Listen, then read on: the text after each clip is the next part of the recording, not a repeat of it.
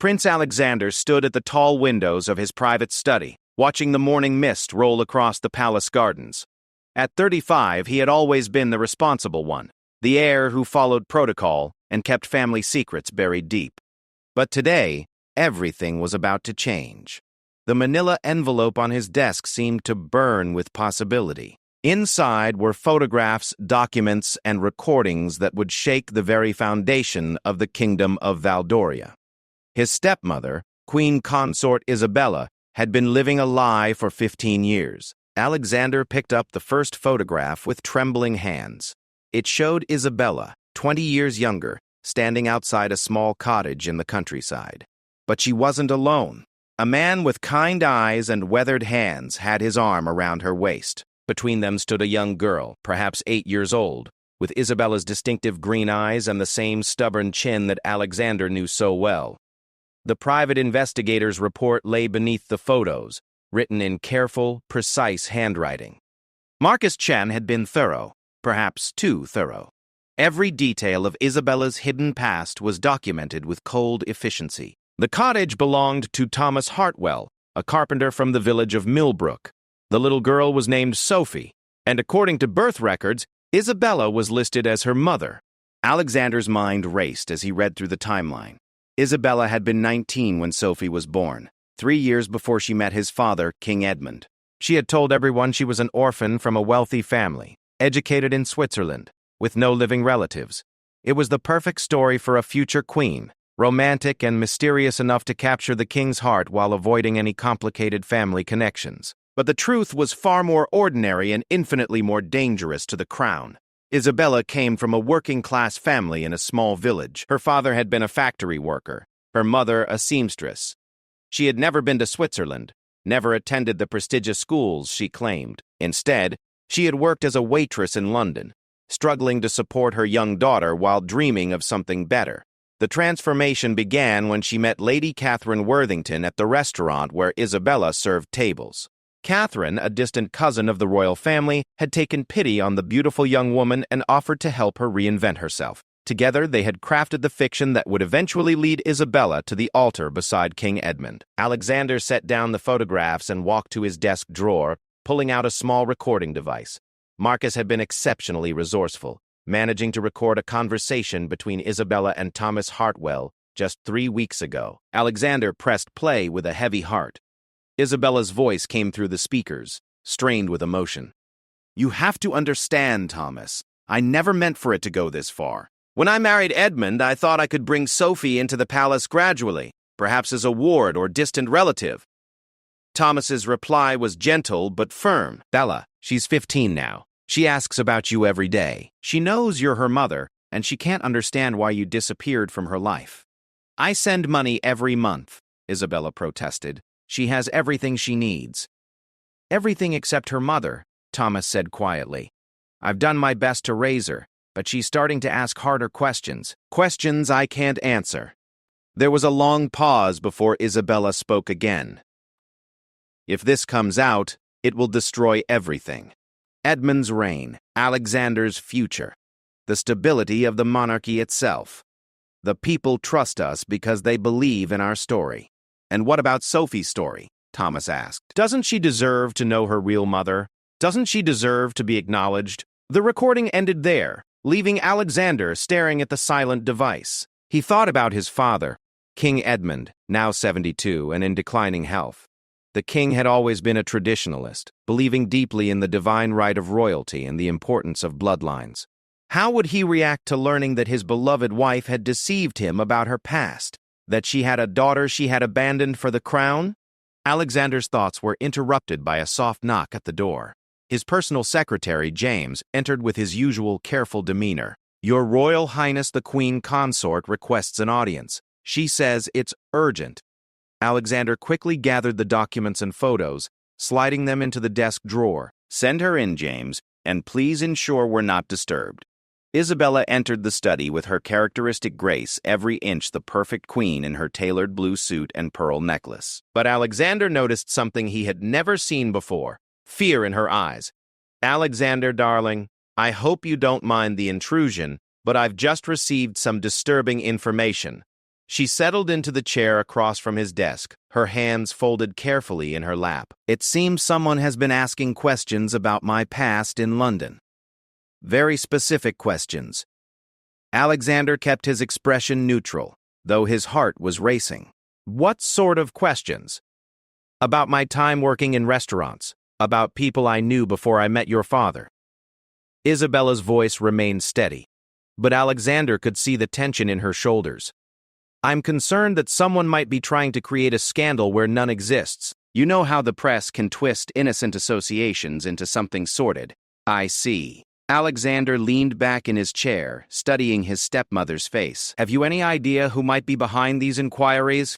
Isabella shook her head, perhaps a bit too quickly. None at all.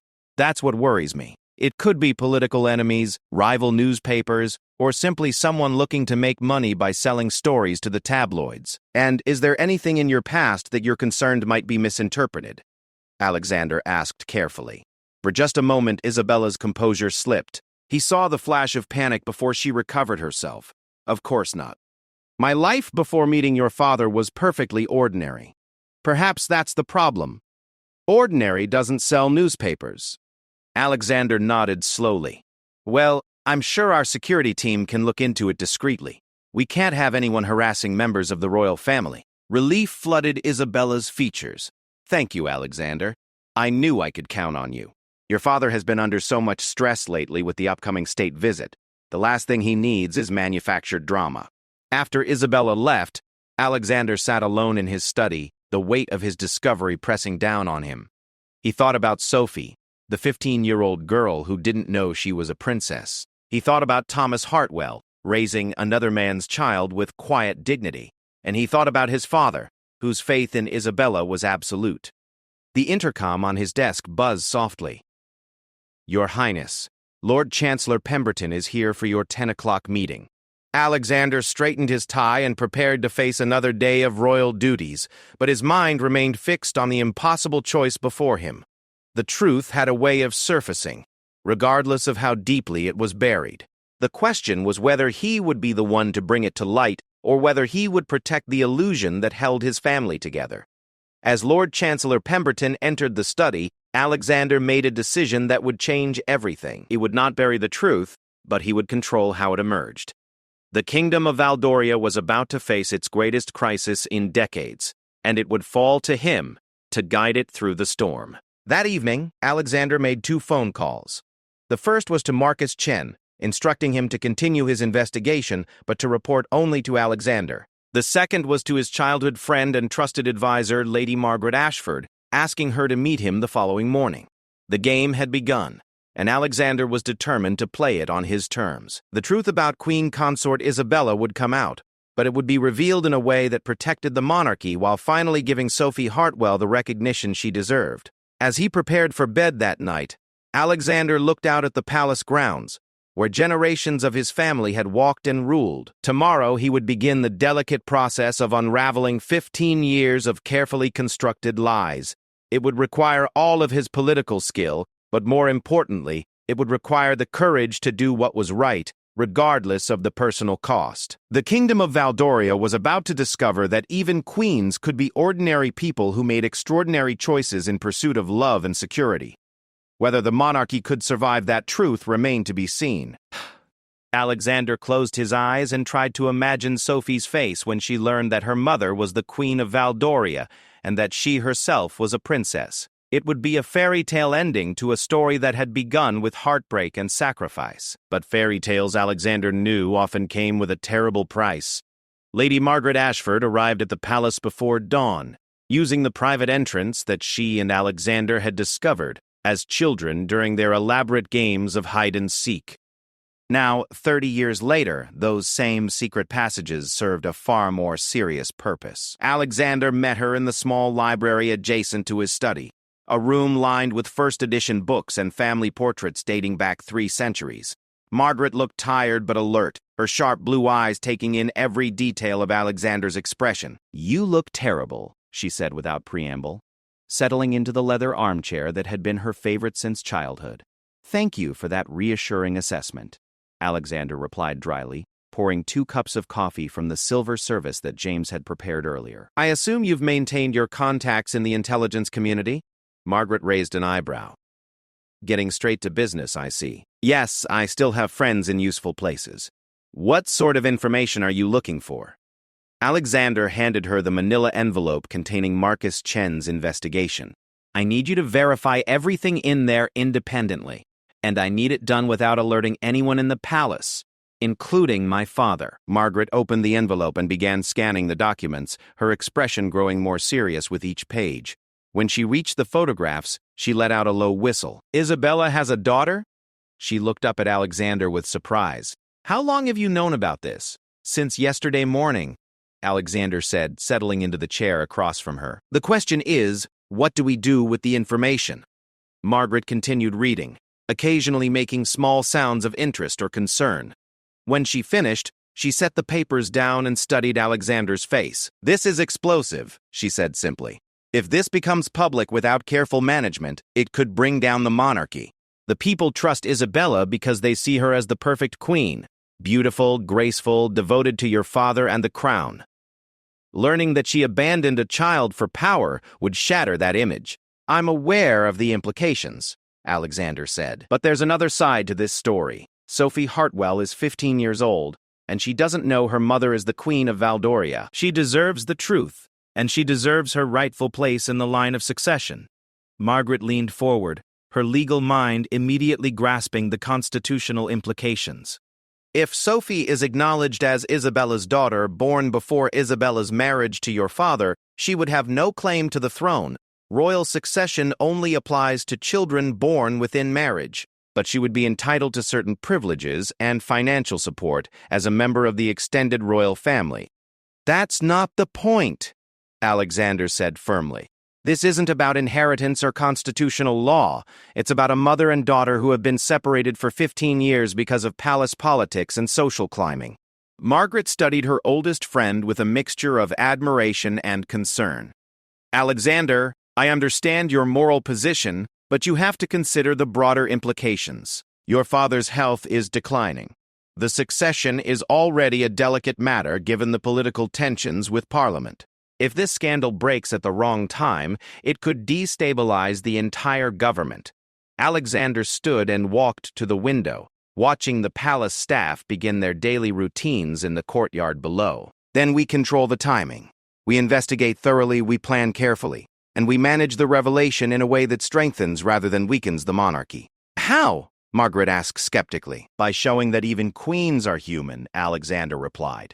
By demonstrating that Isabella's love for my father was real, even if her past was fabricated. And by welcoming Sophie into the family with open arms, showing the people that the royal family believes in forgiveness and second chances. Margaret shook her head. You're being idealistic. The press will crucify Isabella for abandoning her child. The conservatives will demand her abdication. The Republicans will use it as proof that the monarchy is built on lies. Perhaps, Alexander acknowledged. But the alternative is living with this secret until someone else discovers it and uses it as a weapon. At least this way, we control the narrative. Margaret gathered the documents and stood to leave. Give me 48 hours. I'll verify everything in here and see if there are any other surprises waiting to surface. But Alexander, you need to prepare yourself for the possibility that your father won't survive this revelation. The stress alone could be devastating. After Margaret left, Alexander spent the morning attending to his official duties, but his mind remained focused on the impossible situation facing his family. During lunch, he made an excuse to visit the palace archives, claiming he was researching historical precedents for an upcoming speech. The archives were housed in the basement of the East Wing, a maze of climate-controlled rooms filled with documents dating back to the founding of the Kingdom of Valdoria. Alexander made his way to the section containing marriage records and succession documents, looking for anything that might help him understand the legal implications of Isabella's deception. What he found was both encouraging and troubling. Historical precedent showed that the monarchy had survived scandals involving illegitimate children, secret marriages, and even cases of mistaken identity. But in each case, the truth had been revealed gradually, with careful preparation and political maneuvering. More concerning was his discovery of a sealed file marked with his father's personal coat of arms. Inside was a marriage contract between King Edmund and Isabella, but not the public version that had been widely circulated. This private document contained specific clauses about the revelation of past relationships or children, with severe penalties for concealment. Alexander read the document with growing alarm. His father had clearly suspected that Isabella might have secrets in her past, and he had protected himself legally. If the truth about Sophie came to light, Isabella could potentially forfeit her title, her allowance, and even her right to remain in the kingdom. The sound of footsteps in the corridor made Alexander quickly reseal the file and return it to its proper place. He emerged from the archives to find Marcus Chen waiting for him in the main hallway, looking uncharacteristically nervous. "Your Highness, I apologize for the intrusion, but I have urgent information," Marcus said in a low voice. Alexander led the investigator to a small conference room and closed the door firmly behind them. "What have you discovered?" Alexander asked. Marcus pulled out a tablet and showed Alexander a series of photographs taken with a telephoto lens. They showed Isabella meeting with a distinguished older man in an expensive suit, their conversation clearly intense and private. "The man is Harrison Webb, editor-in-chief of the Royal Observer," Marcus explained. "They met yesterday afternoon at the Savoy Hotel. The meeting lasted 2 hours." Alexander felt his stomach drop. The Royal Observer was the most influential newspaper in the kingdom, known for its thorough investigative reporting and its ability to make or break political careers. "Do we know what they discussed?" Alexander asked. "I couldn't get close enough to record the conversation, but their body language suggested negotiation. Webb left the meeting with a manila envelope similar to the one I provided to you." Alexander closed his eyes, realizing that Isabella was more clever than he had given her credit for. She wasn't just trying to bury the story, she was trying to control it by working directly with the press. "There's more," Marcus continued. "I followed Webb after the meeting. He went directly to the newspaper's offices and spent 3 hours with his senior staff. They're planning something big for this week's edition." "Can you find out what?" Alexander asked urgently. Marcus nodded. "I have a contact in their printing department. For the right price, he might be able to get us an advance copy of the layout." "Do it," Alexander said without hesitation. "Whatever the cost." As Marcus left to pursue his lead, Alexander realized that the carefully controlled revelation he had been planning was about to become a public relations disaster. Isabella was moving to get ahead of the story, but her version would likely paint her as a victim of circumstances rather than a woman who had made difficult choices. That evening, Alexander received an unexpected visit from his father. King Edmund looked frail but determined as he entered Alexander's study without knocking. "Son, I think it's time we had an honest conversation about your stepmother," the king said, settling heavily into the chair that Isabella had occupied just 24 hours earlier. Alexander felt his heart skip a beat. "What do you mean, father?" King Edmund studied his son's face with the shrewd intelligence that had made him an effective ruler for 4 decades. "I've been married to Isabella for 15 years, Alexander. I know when she's hiding something, and I know when my heir is conducting private investigations." The two men looked at each other across the desk. 3 generations of royal tradition weighing heavily between them. Alexander realized that the moment of truth had arrived earlier than expected, and that his father was far more perceptive than anyone had given him credit for. "How long have you known?" Alexander asked quietly. King Edmund smiled sadly. "I've suspected since the beginning that Isabella's past was more complicated than she claimed. But I chose to love her anyway because the woman I married was worth more than her secrets." "Even if those secrets involve a daughter she abandoned?" Alexander asked. The king's expression didn't change, confirming Alexander's suspicion that his father had known about Sophie all along. "Especially because of that," King Edmund said firmly. "A woman who would sacrifice everything, including her own child, for the good of the kingdom is exactly the kind of queen this country needs." Alexander stared at his father in shock, realizing that the moral crisis he had been wrestling with was far more complex than he had imagined. The question was no longer whether to reveal Isabella's secret, but how to protect a family that had been built on shared understanding rather than shared deception.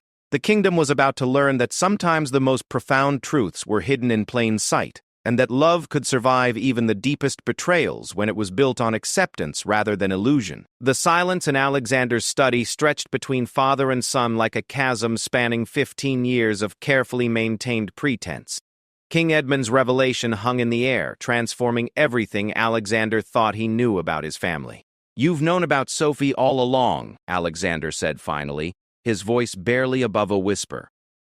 King Edmund nodded slowly, his weathered hands gripping the arms of the leather chair. "Not from the beginning, but for the past 5 years. My private secretary received an anonymous letter with photographs and birth records. At first, I thought it was an attempt at blackmail. But it wasn't?" "No," the king said with a sad smile. "It was from Thomas Hartwell. He wasn't asking for money or recognition. He simply wanted me to know that my wife had a daughter who was asking questions about her mother. He thought I deserved to know the truth." Alexander felt the ground shifting beneath his feet. "What did you do?" "I confronted Isabella that very night," King Edmund replied. "She broke down completely, told me everything. Her real background, how she met Lady Catherine, the elaborate fiction we had all accepted as truth, and she told me about Sophie." "And you forgave her?" King Edmund was quiet for a long moment, his gaze fixed on a portrait of Alexander's mother, Queen Charlotte, who had died when Alexander was 12. "Son, when you love someone truly, you don't forgive them for their past. You love them because of it. Isabella's choices made her into the woman I fell in love with. The sacrifices she made, the strength she showed, the determination to build a better life. Those weren't flaws to overlook. They were the qualities that made her worthy of being queen." Alexander struggled to process this new understanding of his family dynamics. "But what about Sophie? She's been without her mother for 15 years. "That was the hardest part," King Edmund admitted. "Isabella wanted to bring Sophie to the palace immediately, but I convinced her that we needed to be strategic. A sudden appearance of a teenage daughter would have destroyed the monarchy. We needed time to prepare the ground to find the right moment for revelation." "And when exactly was that going to be?" Alexander asked, unable to keep the edge out of his voice. "After my death," King Edmund said simply. "I'm 72 years old, Alexander, and my doctors tell me I have perhaps 2 years left. We plan to reveal Sophie's existence as part of the transition to your reign. A new generation, a more open monarchy, a family that embraces rather than hides its complexities." Alexander stood and walked to the window, trying to absorb the implications of what his father was telling him. But now someone else has discovered the truth, and Isabella is trying to control the story through the royal observer. King Edmund's expression sharpened. "What are you talking about?" Alexander explained about Marcus Chen's investigation, the meeting with Harrison Webb, and the impending newspaper exposé. As he spoke, he watched his father's face grow pale with concern. "Isabella hasn't told me about any meeting with the press," King Edmund said slowly. "Are you certain about this information?" "My investigator photographed the meeting," Alexander confirmed. "They're planning to publish something this week." The king stood abruptly, moving with more energy than Alexander had seen from him in months. "We need to speak with Isabella immediately. If she's trying to manage this crisis alone, she's likely to make mistakes that could destroy everything we've worked to build." They found Isabella in her private sitting room, surrounded by newspapers and legal documents. She looked up with surprise when both men entered unannounced, her face immediately registering guilt and fear. "Edmund? Alexander? I wasn't expecting—" "Isabella," the king interrupted gently. "We need to talk about your meeting with Harrison Webb." The color drained from Isabella's face. She sank into her chair, suddenly looking every one of her 52 years. "You know about the newspaper? I know you're trying to handle a crisis that affects all of us, without consulting the people who love you most," King Edmund said, settling beside her on the small sofa. "Tell me what Webb wants." Isabella's composure finally cracked completely. Tears streamed down her face as she explained how Webb had contacted her 3 days earlier, claiming to have evidence of her past and offering her the chance to tell her side of the story before he published his exposé. "He wants an exclusive interview," she said through her tears. "Full details about my background, about Sophie, about how I met you. In exchange, he's promised to frame the story sympathetically, focusing on love conquering class differences rather than deception and abandonment." Alexander felt his anger rising. "And you believed him? Webb has built his career on destroying public figures. He has no interest in protecting you or this family. What choice did I have? Isabella shot back, her grief giving way to desperation. If I don't cooperate, he'll publish whatever story he wants. At least this way I can try to control some of the narrative. King Edmund took his wife's hands in his own, his voice gentle but firm. Isabella, you should have told me the moment Webb contacted you. We're a family and we face crises together. I was trying to protect you, Isabella protested. Your health, your reputation, your legacy.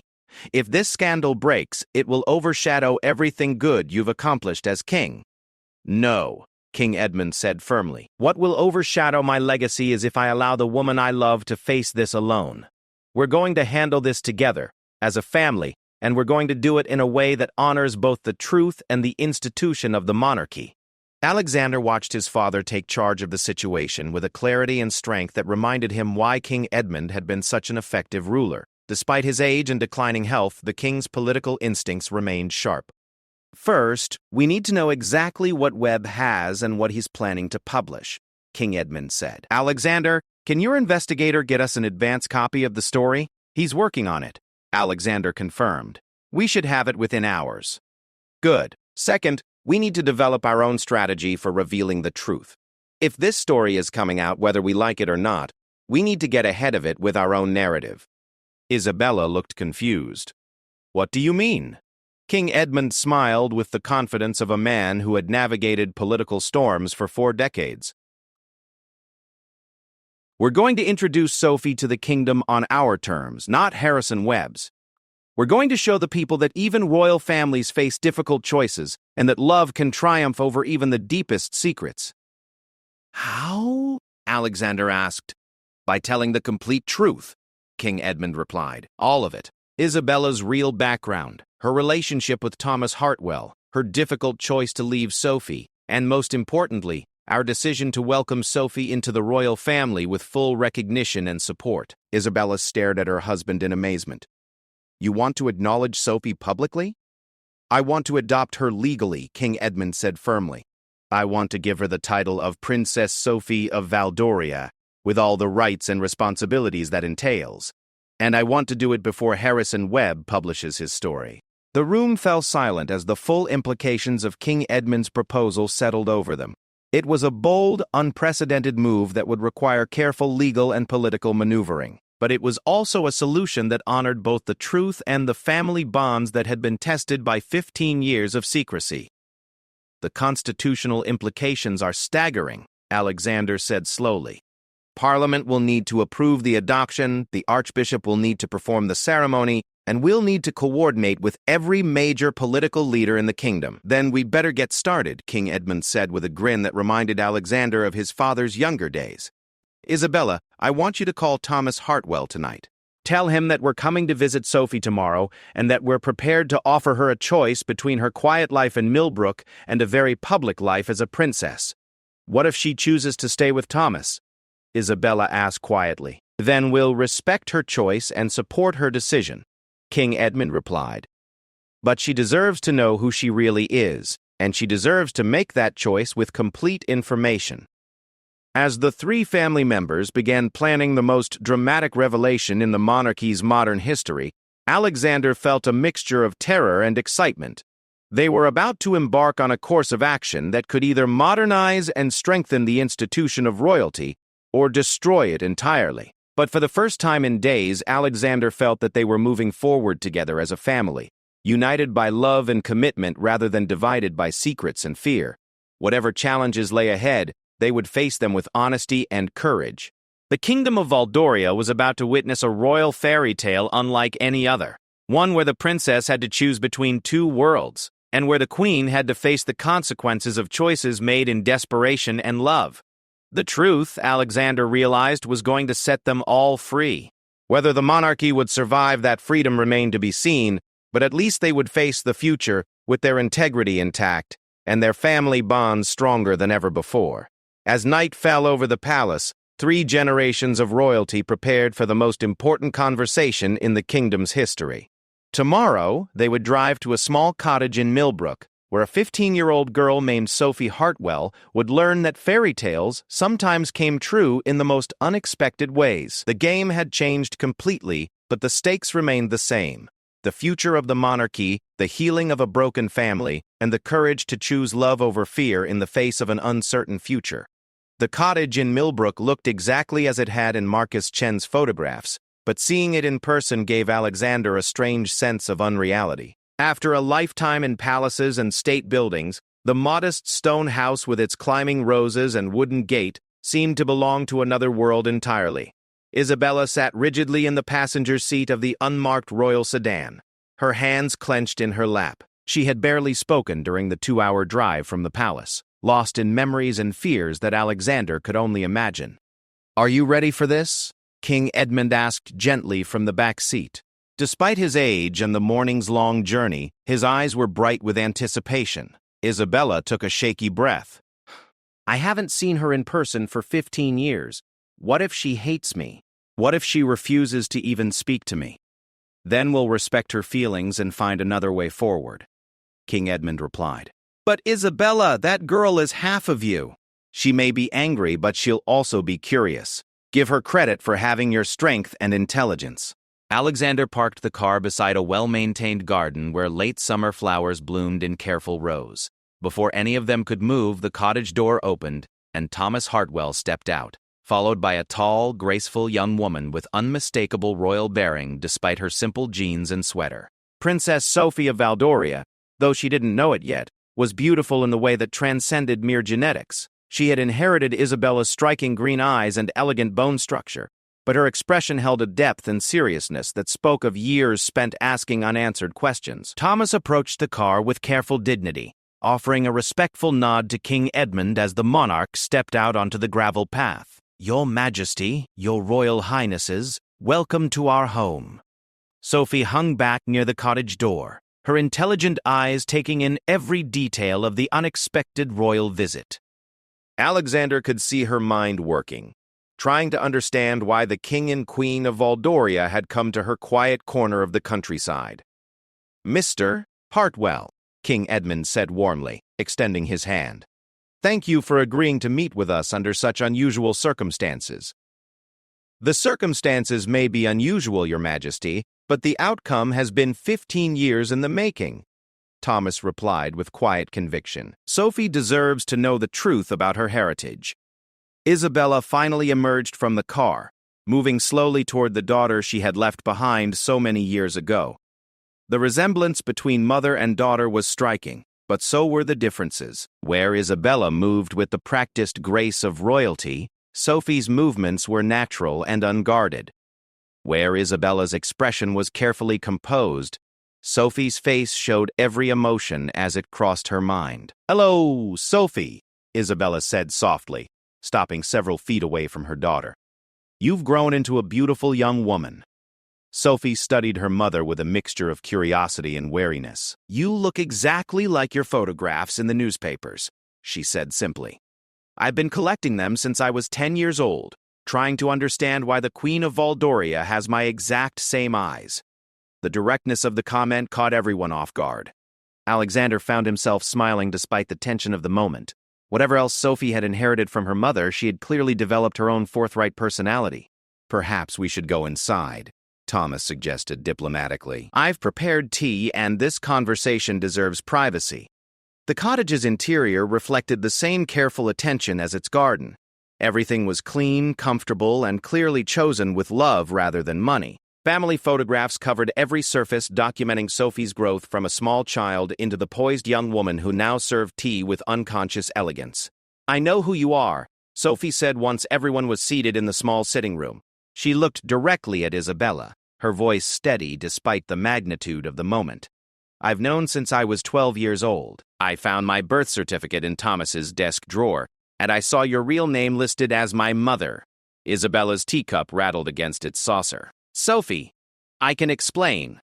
"I'm not angry," Sophie interrupted, surprising everyone in the room. "Well, I was angry for a while, but Thomas helped me understand that sometimes people make impossible choices in impossible situations." Thomas reached over and squeezed Sophie's hand.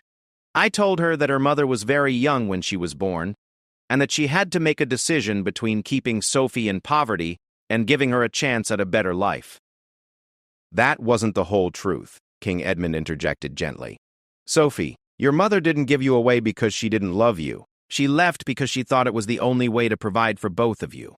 The money she sent over the years for your care and education came from her personal allowance as queen. Sophie's composure finally cracked slightly. You've been sending money? Isabella nodded, tears threatening to spill over. Every month since I married your stepfather. I wanted to make sure you had everything you needed, even if I couldn't be there to provide it personally. Why couldn't you be there? Sophie asked, her voice smaller now. Why couldn't you tell people about me? Alexander watched his father handle the delicate explanation with remarkable skill. King Edmund explained the social expectations of royalty, the importance of bloodlines in constitutional monarchy, and the political dangers that would have accompanied the revelation of Isabella's past. But times change, King Edmund continued. And so do the expectations we place on royal families. Your mother and I have decided that it's time for the kingdom to know about you, not as a scandal to be hidden, but as a daughter to be celebrated. Sophie looked around the room at the three faces watching her with such intensity. What does that mean exactly? It means, King Edmund said with a warm smile, that I would like to formally adopt you as my daughter, with Isabella's permission and your consent. You would become Princess Sophie of Valdoria, with all the rights, responsibilities, and opportunities that title carries. The silence that followed was broken only by the ticking of an antique clock on the mantelpiece. Sophie set down her teacup and walked to the window overlooking the garden where she had spent her childhood. Would I have to leave, Thomas? She asked quietly. Never, Isabella said firmly, speaking for the first time since entering the cottage. Thomas raised you when I couldn't. He's your father in every way that matters. If you choose to accept the adoption, he would become part of the extended royal family. His care and love for you would be formally recognized and honored. Sophie turned back to face the room. And if I choose not to accept? Then you return to your life here, with our blessing and continued support, Alexander said.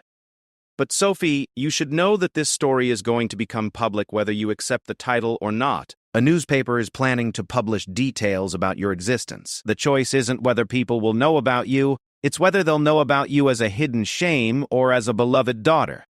For the first time, Thomas spoke up with emotion in his voice. Sophie, I've watched you struggle with questions about your identity for years. You've wondered why you feel different from other children, why you have dreams bigger than our small village, why you sometimes seem to see the world from a perspective that doesn't match your upbringing. He paused, choosing his words carefully. I think those feelings come from royal blood. You were born to lead, to serve, to carry responsibilities that most people can't imagine. If you choose the title, you'll be choosing to embrace that part of yourself. Sophie walked back to her chair and sat down, her expression thoughtful. What would being a princess actually mean? What would I have to do? Alexander found himself leaning forward, invested in her decision in a way that surprised him. You would live part-time at the palace, part-time here if you choose. You'd receive the finest education available, with tutoring in languages, history, diplomacy, and constitutional law. Eventually, you might represent the kingdom at official functions, support charitable causes, and help modernize the monarchy for future generations.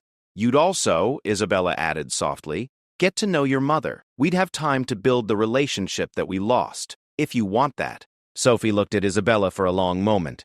I've dreamed about having a real conversation with you since I was 7 years old. I used to practice what I would say if I ever met you. What would you say? Isabella asked, her voice barely audible.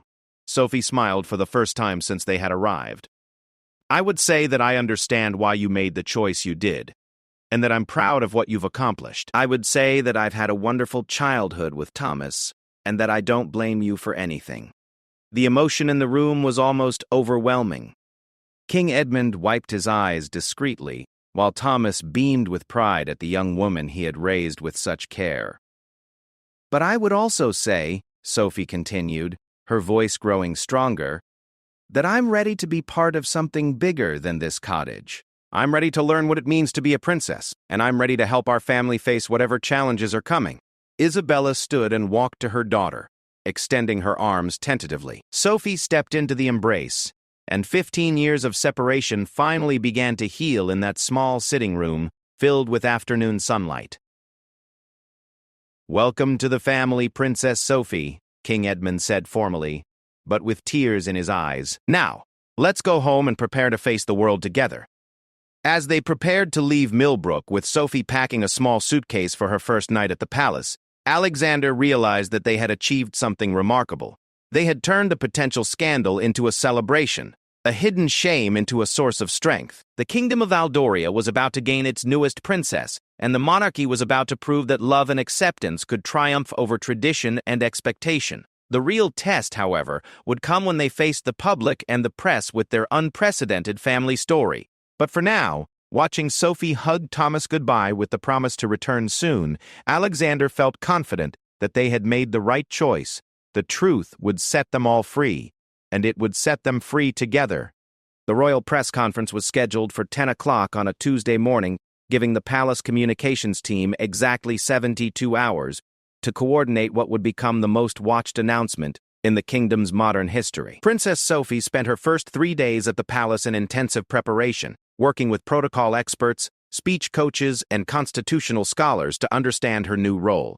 Alexander watched his newly acknowledged sister navigate the complexities of royal life with remarkable grace. Sophie's natural intelligence and Thomas Hartwell's careful upbringing had prepared her well for the scrutiny and responsibility that came with her birthright. The Royal Observer published their story this morning. Lady Margaret announced as she entered the palace briefing room, where the family was making final preparations. She placed the newspaper on the conference table with a mixture of satisfaction and concern. The headline read, "The Queen's Secret Daughter. Palace Insider Reveals Royal Family's Hidden Shame." Harrison Webb's article painted Isabella as a calculating social climber who had abandoned her child in pursuit of power and prestige. "It's exactly what we expected," King Edmund said after scanning the article. "Webb focuses on deception and abandonment because that sells newspapers. But we're going to tell a different story." Sophie picked up the newspaper and read the article with surprising composure. "He makes it sound like I was thrown away like garbage," she said quietly. "He doesn't mention that Isabella sent money every month, or that Thomas was chosen specifically because he could provide love and stability. The truth is more complicated than any newspaper article can capture," Isabella said, sitting beside her daughter. "That's why we're going to tell the complete story ourselves." The palace's main briefing room had been transformed for the occasion. Instead of the usual formal podium setup, the communications team had created a more intimate setting with comfortable chairs arranged in a semicircle. The goal was to present the royal family as accessible and human rather than distant and institutional. Representatives from every major newspaper, television station, and online media outlet in the kingdom filled the room. International press had also requested access, recognizing that this story would have implications far beyond Valdoria's borders. Alexander took his position behind the podium as the senior representative of the next generation of royalty. He had spent hours crafting his opening statement, knowing that these first words would set the tone for how the world understood their family story.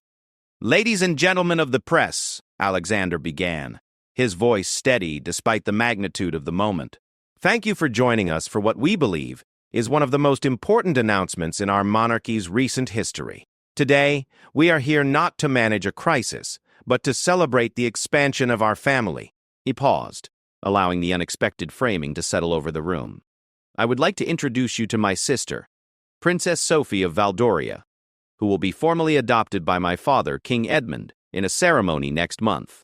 The room erupted with questions and camera flashes as Sophie stood and moved to join Alexander at the podium. She wore a simple blue dress that echoed Isabella's signature color, and her bearing was already unmistakably royal. "Princess Sophie," called out a reporter from the front row, "can you tell us how you feel about learning that your mother is the queen?" Sophie smiled with the poise that had impressed everyone at the palace. "I've known about my connection to the royal family for several years," she said clearly. "What I learned recently was that my mother and stepfather were working to find the right time to welcome me publicly into their family. I'm grateful that time has come." "Your Royal Highness," another reporter addressed Isabella, "why did you initially conceal your daughter's existence?"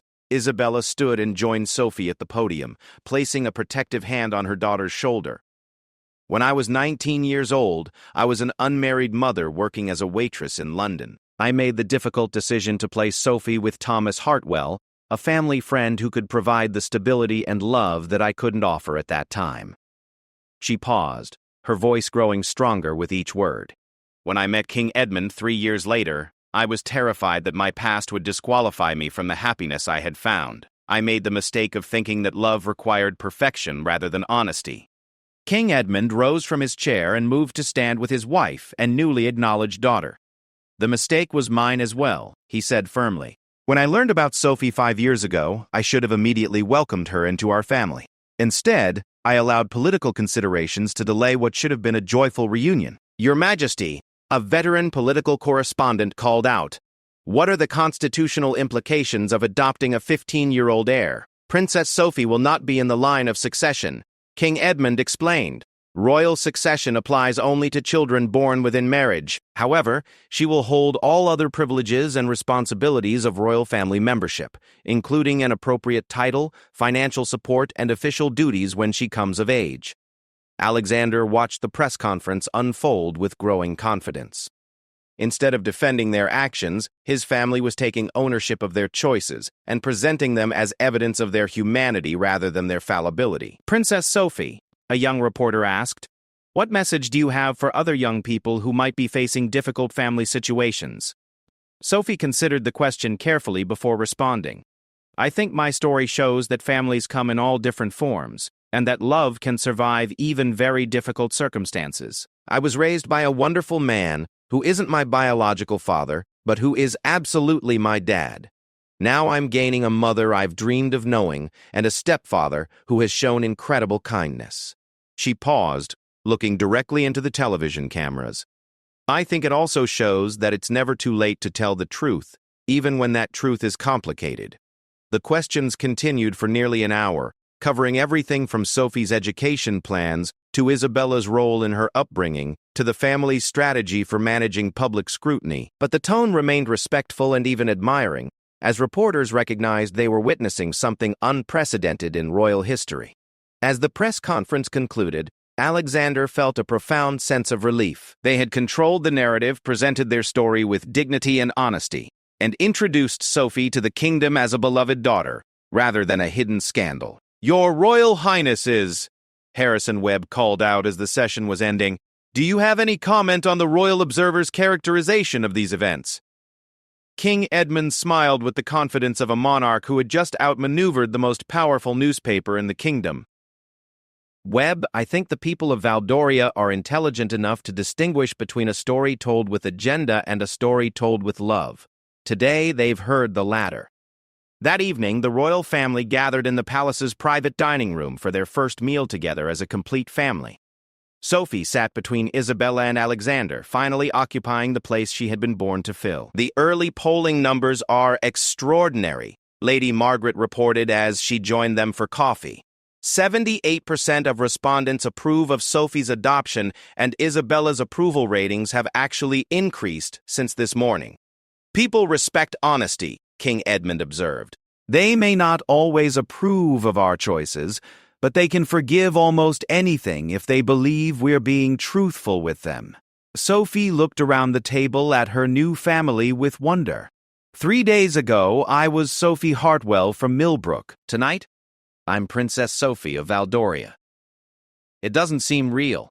"The title is real," Alexander said with a smile.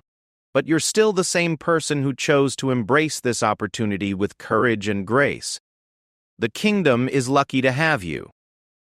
Over the following weeks, Sophie's integration into royal life became a media sensation. Photographs of her learning protocol from Isabella, studying constitutional history with Alexander, and working in the palace gardens with the same care she had shown in Thomas's cottage, captured the public imagination. The adoption ceremony was held on a crisp autumn morning, with representatives from every level of government and society in attendance. As King Edmund officially welcomed Sophie into the royal family, the kingdom witnessed the transformation of scandal into celebration, of shame into pride. But the true measure of their success came in the smaller moments. Sophie's weekly visits to Millbrook to see Thomas, Isabella's careful nurturing of their recovered relationship, Alexander's growing appreciation for his sister's fresh perspective on royal duty. The kingdom of Valdoria had gained more than a new princess. It had gained a royal family that proved love could triumph over tradition, that truth could strengthen rather than destroy, and that sometimes the most profound changes came from the courage to embrace, rather than hide, the complexities of human relationships. As Princess Sophie prepared for her first official royal engagement, representing the kingdom at a children's charity gala, Alexander realized that their family crisis had actually strengthened the monarchy, in ways none of them had expected. They had shown the people that even royalty faced difficult choices, made mistakes, and found ways to heal and grow. The crown had not been diminished by their honesty.